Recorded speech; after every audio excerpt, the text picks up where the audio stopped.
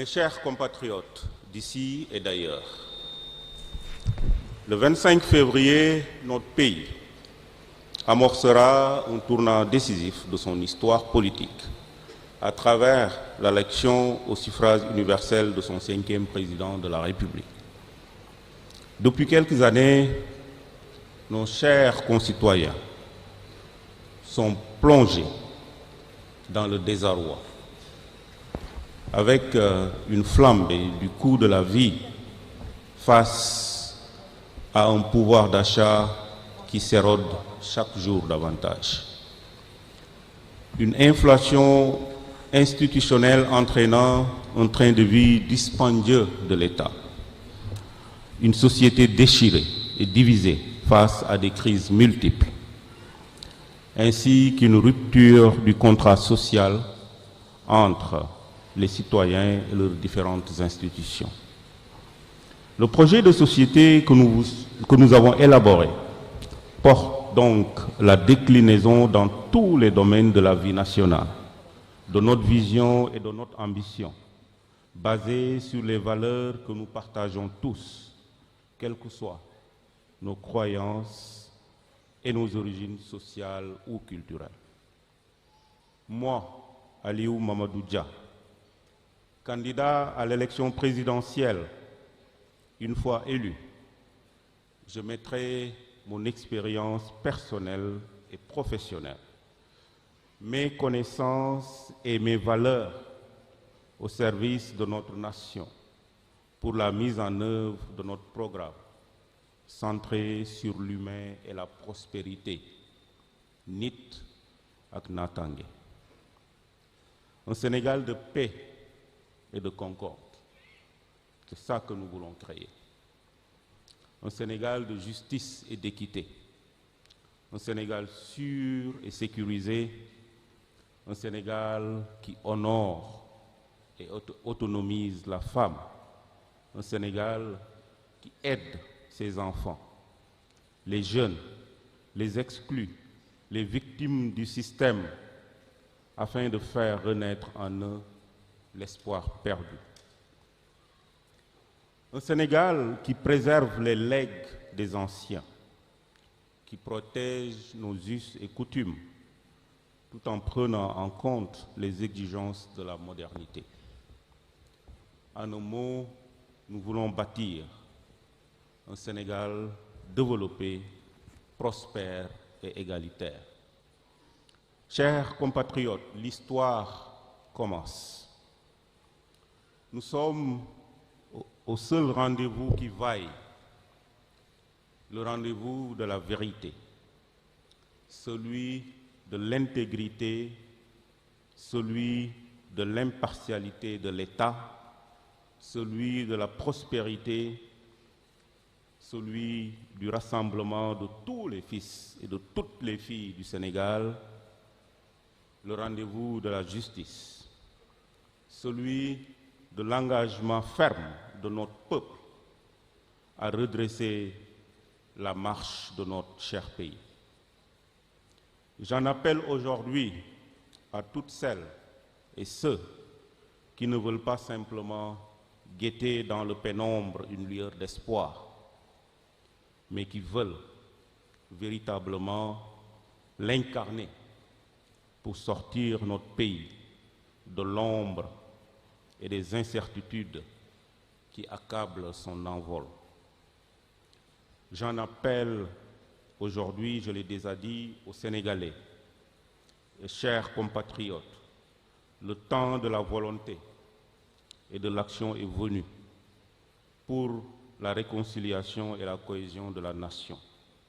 le rétablissement de l'état de droit, l'unité de la République, le développement durable et inclusif. Soyez prêts pour le rendez-vous du 25 février 2024, afin que nous réalisions ensemble notre rêve d'un Sénégal nouveau. Oui, nous en sommes capables, car ensemble, nous pourrons soulever des montagnes et réaliser ce qui semblait impossible jusque-là. Vive le Sénégal, vive le Sénégal, vive le Sénégal.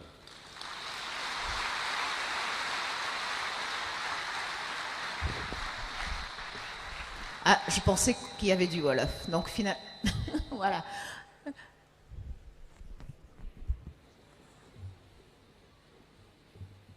waaw mbokk yi damay def résumé rek en wolof pour wax ni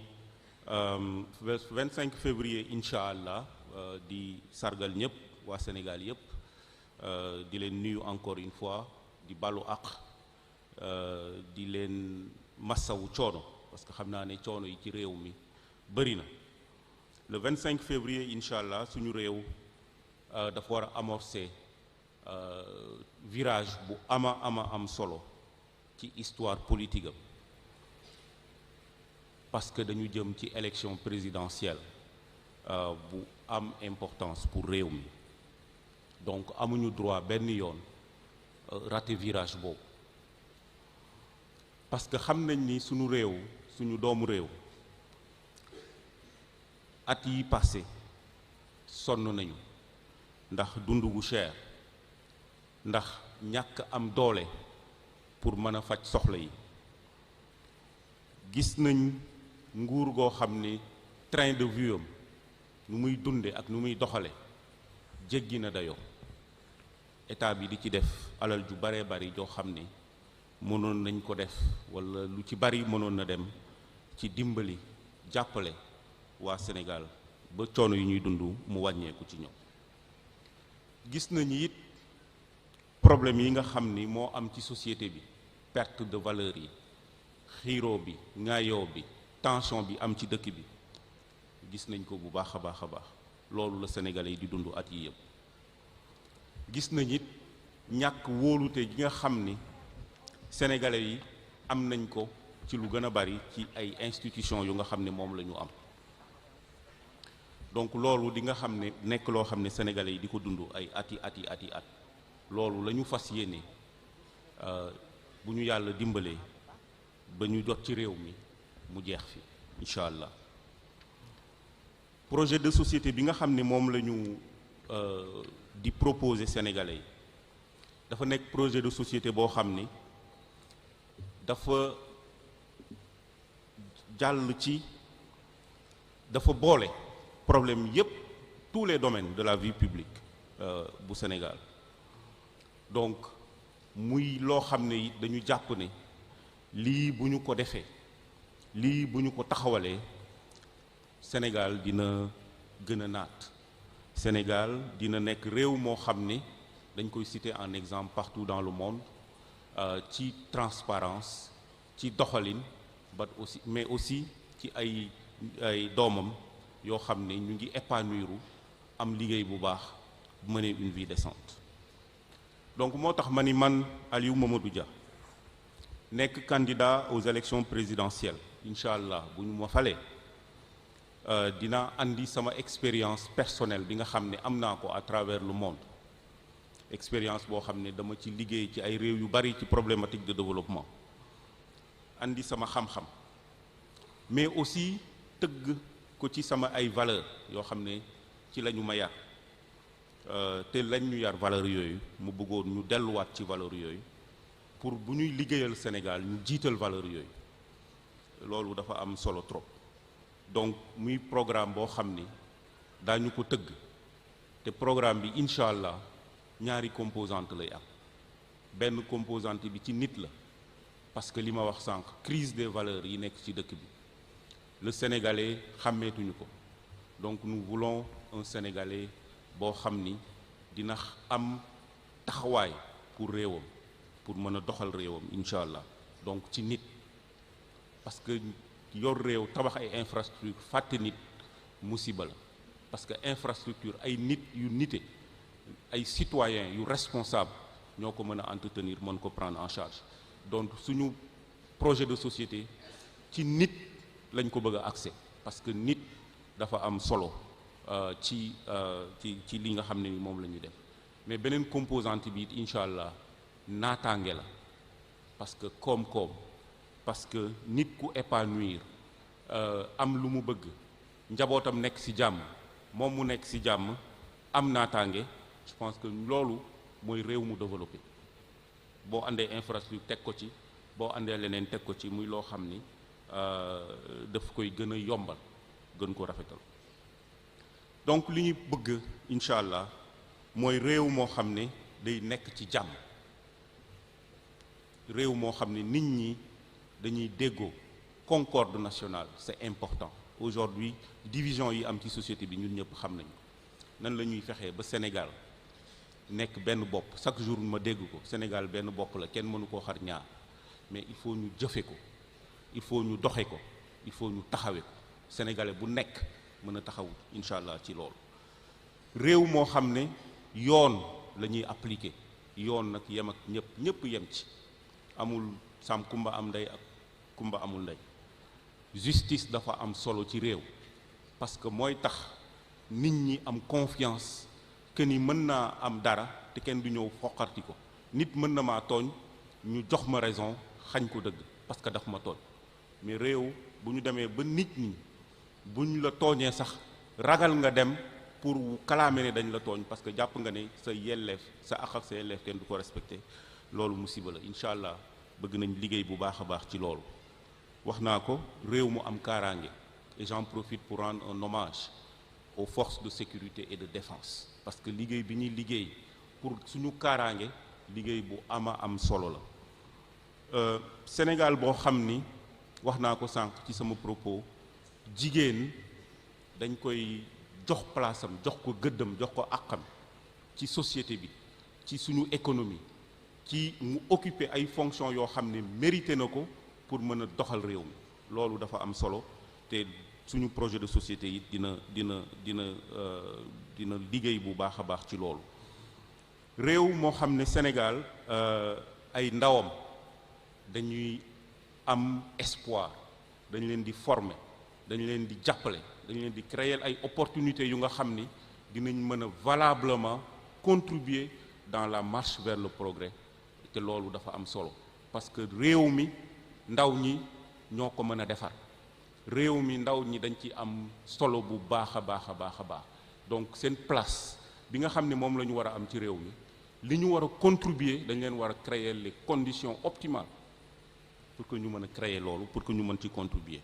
donc loolu incha allah bëgg nañ ci liggéey bu baax a baax Sénégal bu nga xam ne it suñuy valeur li ñu suñuy maam bàyyil ci valeur te xam ngeen ne Sénégal réewu valeur la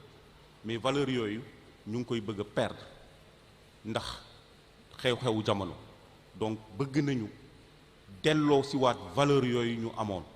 mooy jom fit ngor wax dëgg waxante dëgg Sénégal dafa jot nit ñi waxante dëgg bàyyi waxante lu neex raggante ginnaaw bi daf fi bari il faut qu'on soit sincère entre nous bu ñu bëggee defar suñu réew il faut que ñu waxante dëgg te bu ñu ko ragal courage loolu lañ xamee sénégalais courage boobu ñu ngi koy ñàkk te loolu dañ ci war a taxaw incha allah te bëgg nañ ci liggéey bu baax a baax donc ci kàddu daal ma bëgg a wax ni suñu mëbët li ñu bëgg bu ñu sénégalais yi wóoloo mooy tabax Sénégal bu développé waxuma Sénégal buy émergent Sénégal bu développé mën nañ ko def on a la capacité ressources humaines yi on a les capacités techniques on a les ressources pour le faire pourquoi on ne le fait pas donc yooyu incha allah loolu daal lañ bëgg réew mu naat mu prospère mais aussi réew moo xam ne ñëpp a yem devant la loi loolu mooy sunu mëbët incha allah loolu laa bëggoon résumé Oumy en wolof on me dit que je dois dire un mot en anglais c'est ça? It's up to you. Okay. My dear compatriots from here and elsewhere, on Friday 25th, through the election by universal suffrage and for its fifth president, our country will begin a decisive turning point in its political history. For several years, our dear fellow citizens have been plunged into disarray with a surge in the cost of living, institutional inflation leading to an expensive lifestyle for the state, a ton of divided society facing multiple crises, as well as a breakdown of the social contract between citizens and their values of their various institutions.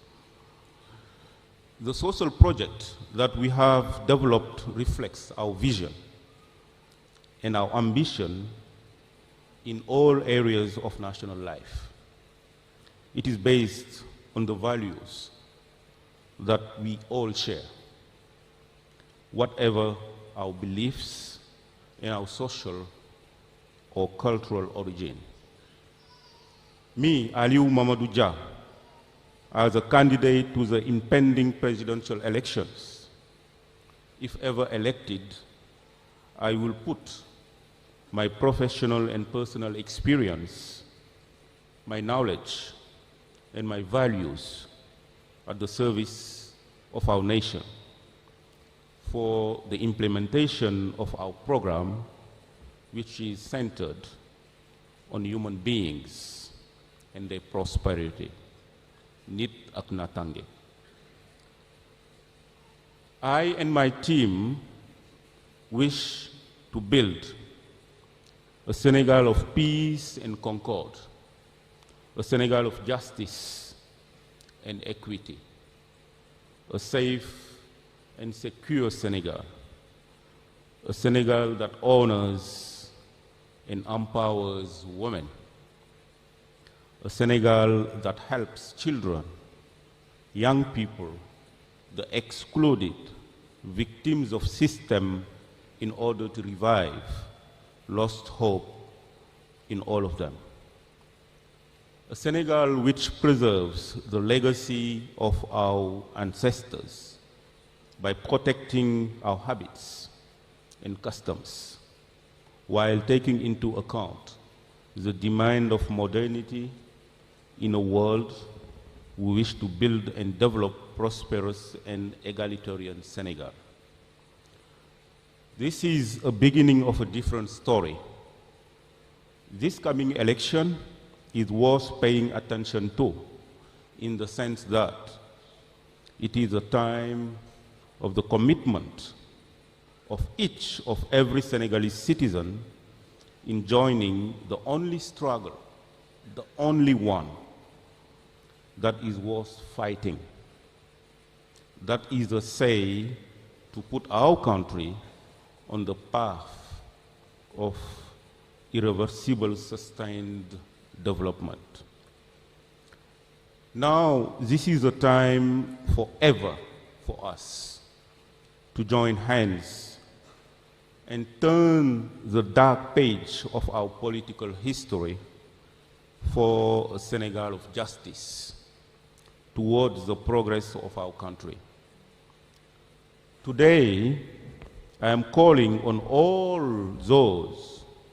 who do not simply want to watch for a glimmer of hope in the darkness, but who truly want to embody it to bring our country out of the shadows and uncertainties that overwhelming its fight. Dear Senegalese, the time for action has come. So now is the time for reconciliation and cohesion of the nation, restoration of the rule of law, unity of the Republic, the long march to sustainable and inclusive development. Get ready. Please get ready